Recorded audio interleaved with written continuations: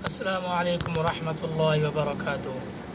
कैसे हैं सब भाई? ठीक है, खैर खैरियत से हैं। उम्मीद है कि सब ठीक होंगे, खैर खैरियत से होंगे।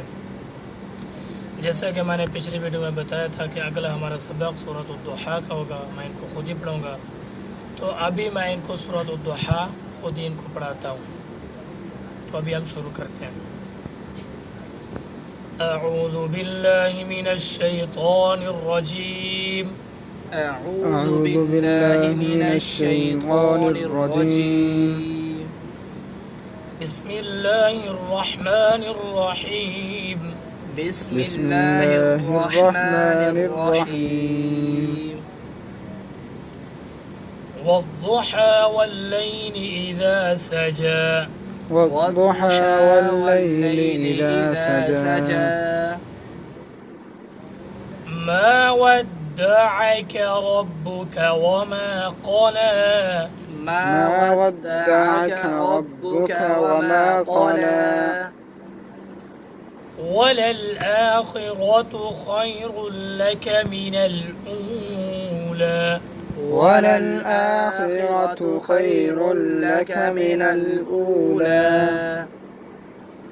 ولسوف يعطيك ربك فترضى ولسوف يعطيك ربك فترضى ألم يجدك يتيما فآوى ألم يجدك يتيما فآوى ووجدك ضالا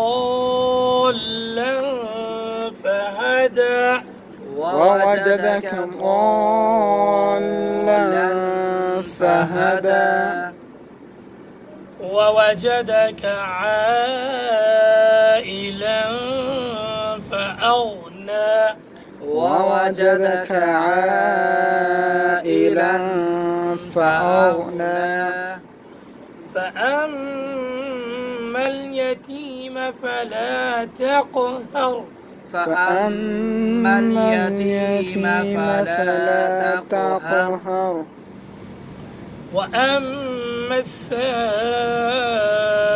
فلا تنهر وأما السائل فلا تنهر وأما بنعمة ربك فحدث وأما بنعمة ربك فحدث صدق الله العظيم।